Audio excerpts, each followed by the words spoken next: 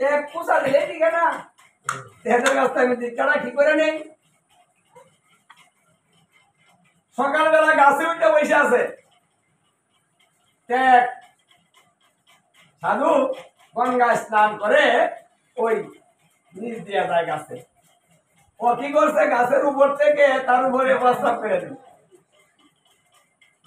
এই যে গুরুদেব সে দেখে ওই শয়তানে প্রস্তাব করতেছে। কামটা করলো যে আবার স্নান করে আইলাম, নাই আমি আবার স্নান করে আই, আবার গিয়ে স্নান করলো, স্নান করে আবার গাছের নিচে যায়, আবার একটু বেড়ে ছাড়ে। এখন গুরুদেব কিচ্ছু বলে না, খালি গিয়ে স্নান করে আবার আই, আবার একটু উঠা দেয়।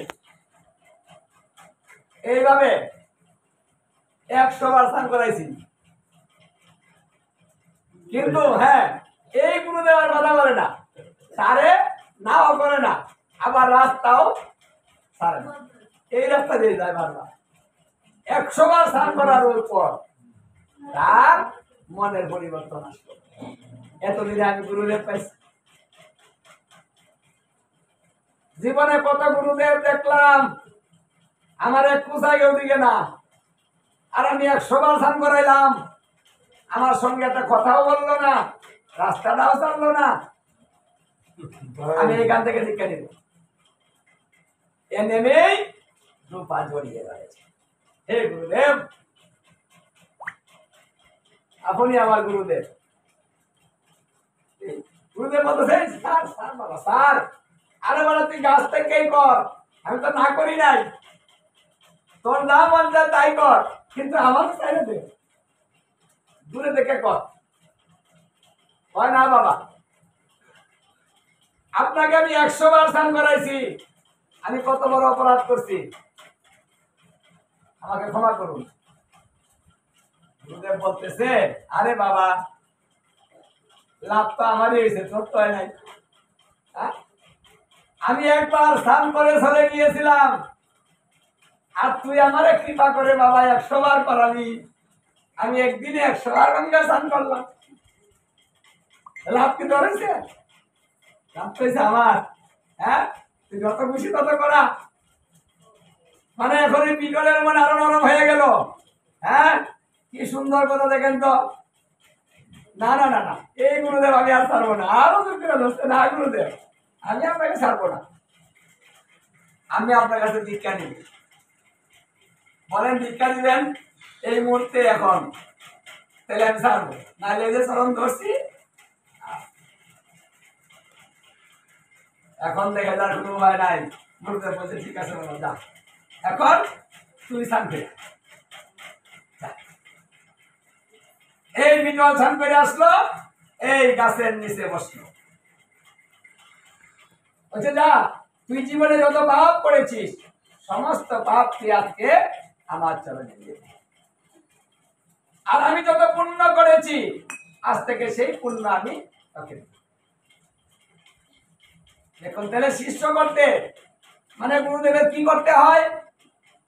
শিষ্যের পাপ গুরুদেবকে নিতে হয়, আর গুরুদেব যা পুণ্য করেছেন ওটা শিষ্যকে দিতে হয়। তাহলে গুরু শিষ্য কিন্তু একটা সাধারণ বস্তু নয়। ইচ্ছা করলাম যারে মন চায় তারে ধরলাম, কদিন রাখলাম, আবার ছেড়ে দিলাম, আবার ধরলাম, এটা কি পুতুল খেলা? এটা একটা জনমের জনমের সম্পর্ক, আত্মার সঙ্গে আত্মার সম্পর্ক। সমস্ত কিছু পরিত্যাগ করা যায়, কিন্তু এটা করা যায় না। এই সম্পর্কটা যারা বুঝে না, কারণ যদি কৃষ্ণ বিদ্বেষ হয়, তারা গুরু যদি কারণে মারা যায়। কোন গুরু জানা যায়? শাস্ত্রে গুরুদেব আছে। যদি গুরুদেব লৌকিক গুরু, আচারগ্রস্ত গুরু হয়, ও সদাচারী হয়, ও বৈষ্ণব হয়, তাহলে সেই গুরুদেবকে ত্যাগ করা যাবে, ডাইরেক্ট ত্যাগ করা যাবে। যদি তিনি এই নিজে নেশা করেন, অথবা তিনি যদি আমাকে কৃষ্ণ ভজন তত্ত্ব শিক্ষা না দেন, অথবা তিনি যদি এই আহারটা শুদ্ধ না করেন, এই গুরুদেবের যে গুণাবলী, গুরুদেবের যে যা যোগ্যতা থাকা দরকার, সেটা যদি না থাকে তাহলে সেইগুলো পরিত্যাগ করে আবার মন্ত্র নেওয়া যায়। কিন্তু বৈষ্ণব গুরুদেব কখনো পরিত্যাগ করা যায় না। অবৈষ্ণব মন্ত্রস্থ নিষ্ফলন। যদি অবৈষ্ণবের কাছ থেকে কেউ দীক্ষা প্রাপ্ত হয় তাহলে সেটা নিষ্ফলন।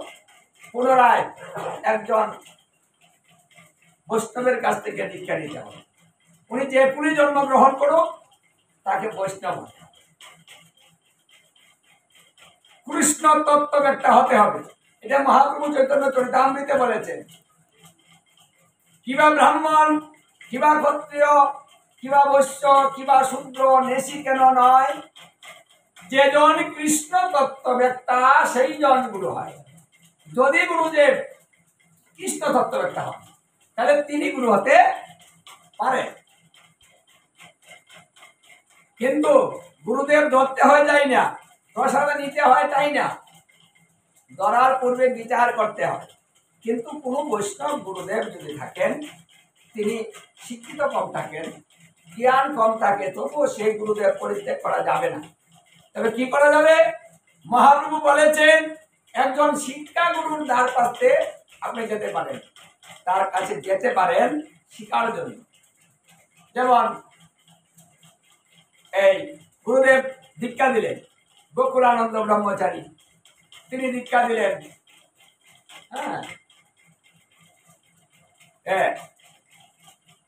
রামানন্দ গোস্বামী। উনি দীক্ষা দিয়ে বললেন যে বাবা, আমি তোমাকে শিখাতে পারবো না, আমি তোমাকে দীক্ষা দিলাম, তবে তোমাকে শিখার জন্য আমি আরো একজনের কাছে পাঠাচ্ছি, তুমি সেখানে গিয়ে শিখে নিবে। উনি কে বলছে? উনি স্বরূপানন্দ ব্রহ্মচারী। তাহলে গোকুলানন্দ ব্রহ্মচারী প্রেরণ করলেন স্বরূপানন্দ ব্রহ্মচারীর কাছে, বলছে গিয়ে বলবে যে আমাকে গুরুদেব পাঠিয়েছেন, আপনি আমাকে শিক্ষা প্রদান করবেন, তাইলে তোমাকে শিখা। গুরুদেবের কথা মতো সেই স্বরূপানন্দ ব্রহ্মচারীর কাছে গিয়ে প্রণাম করে করে দূরে বলছেন, হে গুরুদেব, গোকুলানন্দ ব্রহ্মচারী তিনি আমার দীক্ষা গুরু, তিনি আমাকে আপনার কাছে পাঠিয়েছেন শিক্ষা দেওয়ার জন্য, উনি শিখাতে পারবেন, তাই আপনি আমাকে শিখাবেন। স্বরূপানন্দ ব্রহ্মচারী বললেন ঠিক আছে, গুরুদেব যখন পাঠিয়েছেন, আমি তোমাকে শিখাবো, ঠিক আছে তুমি বসো, আমি আসতেছি। এই কথা বলে গুরুদেব কি দিয়েছিলেন? একটা কোদাল, একটা পয়সা, পয়সা দিলেন না, মানে উড়ি যাকে বলে, একটা ঝাড়ু, এই তিনটা এনে দিলেন, নাও বাবা, তোমার এটাই শিক্ষা। দেখুন, এত কষ্ট করে মন্ত্র নিলেন, এত কষ্ট করে মন্ত্র নিয়ে উনি আরেক গুরুদেবের কাছে শিখতে গেলেন। আবার সেই গুরুদেব কি শিখিয়েছেন, কি শিকার দিয়েছেন? একটা কোদাল দিয়েছেন, একটা ঝাড়ু দিয়েছেন, একটা পয়সা দিয়েছেন, মানে শিক্ষা। তাহলে শিবানন্দ ব্রহ্মচারী বলছেন ঠিক আছে,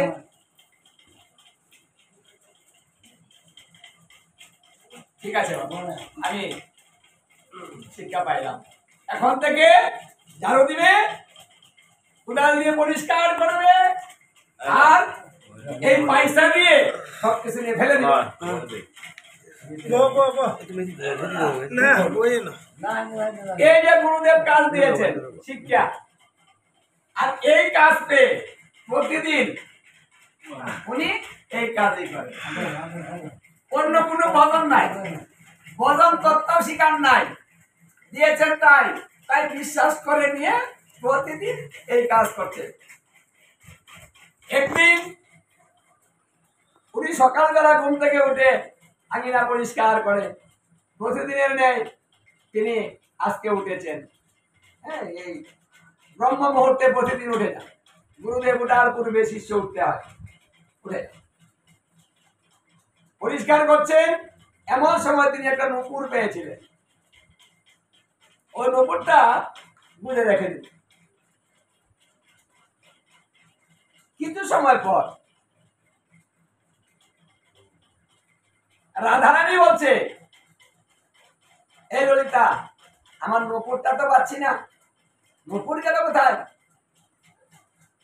এই রাস্তাতে মনে হয় কোথায় পড়েছে, দেখতো গিয়ে। তখন ললিতা সখী ওই নূপুর খুঁজতে গিয়েছে, গিয়ে দেখে ওই যে ঝাড়ু দিচ্ছে, ওকে জিজ্ঞাসা করছে, এই যে শুনছেন, আপনি কি একটা নূপুর পেয়েছেন? বলছে, হ্যাঁ নূপুর পেয়েছি। বলছে, এই নূপুরটা রাধারানীর নূপুর, খুলে পড়ে গিয়েছে, নূপুরটা দিয়ে দেন। বলছে, না, আপনি কে? বলছে, আমি ললিতা সখী। আপনি ললিতা সখী, আর নূপুরটা কার? বলছে, রাধারানীর। যার নূপুর সে আসুক, আমি আপনাকে দেবো কেন? হ্যাঁ, তাকে নিয়ে আসেন। দিয়ে বলছে, এই তোর নূপুর পাওয়া গেছে, তবে আমার কাছে দেয় না, মালিক চারা দিবে না, চল চল, তুই গেলে দিয়ে দিবি। হ্যাঁ, রাধারানীকে নিয়ে ললিতা সখী এসেছে, এসে বলছে, এই যে রাধারানী। রাধারানী বলছে, এই যে তুমি আমাকে নূপুরটা দাও, এটা আমার নূপুর। তোমার নূপুর? তুমি কে? বলছে, আমি রাধারানী। রাধারানী? কোন রাধা? মানে কোন রাধা? কয়েকে তুমি জানো না রাধা কৃষ্ণ? মানে সেই কৃষ্ণের রাধা আমি। ও তুমি কৃষ্ণের রাধা? আমি এটা বিশ্বাসই করি না। কিন্তু তুমি কৃষ্ণের রাধা হতে কৃষ্ণ কই?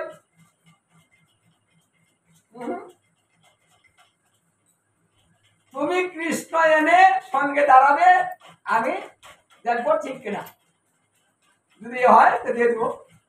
তুমি কৃষ্ণ আনো, একটা রাধারানী হতে বিশ্বাস করি, রাধা কৃষ্ণ হলে এটা শুনেছি, রাধা কৃষ্ণ আছে। কি বিপদে পড়েছে? রাধারানী বলছে, ঠিক আছে আমি ডাকতেছি।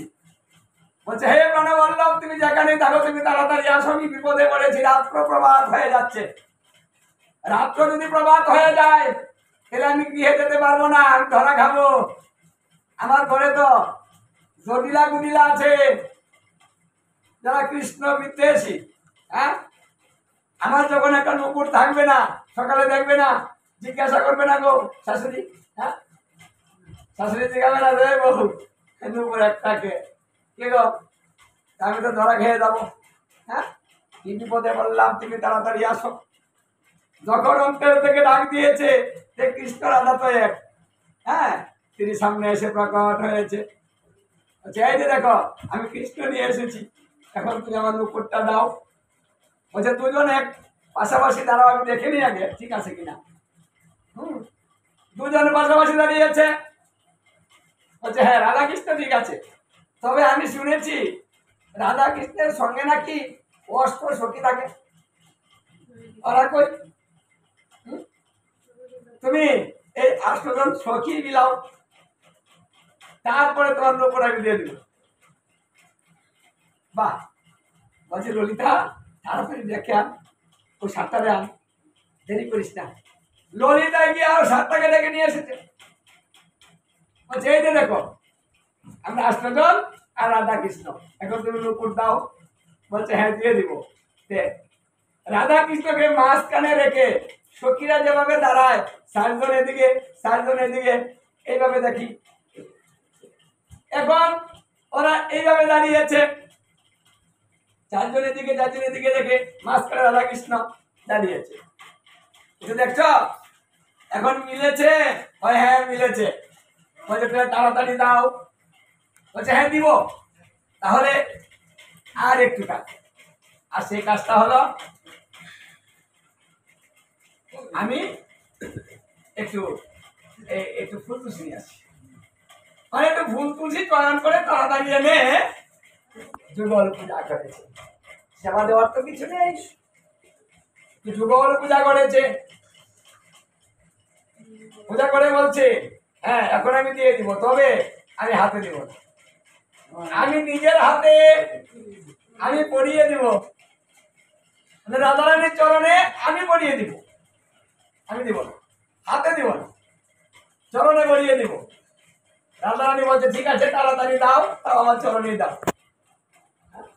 শ্যামানন্দ এই রাধারানীর চরণে নূপুর পরিয়ে দিয়েছে। রাধারানীর চরণ স্পর্শ করার সঙ্গে সঙ্গে তার পরিবর্তন চলে আসে। এবং যদি রাধার চরণ পেয়ে যায় তার তো আর কিছু পাওয়ার বাকি থাকে না। রাধারানীর চরণ যখন স্পর্শ করেছে নয়ন জলে যুগল চরণ দৌত করতে রইল। বাহ! হে গুরুদেব, তুমি আমাকে কি কৃপাই যে করিলে। হ্যাঁ গুরুদেব কি কৃপা করলেন? বেশি দিন হয়নি মন্ত্র নিয়েছি আর তুমি আমাকে শিক্ষার জন্য পাঠালে। আর এমন শিক্ষাই গুরুদেব আমাকে দিয়েছেন কদিনের মধ্যে আমি যুগল চরণ পেয়েছি। বাহ! আমার জীবন ধন্য।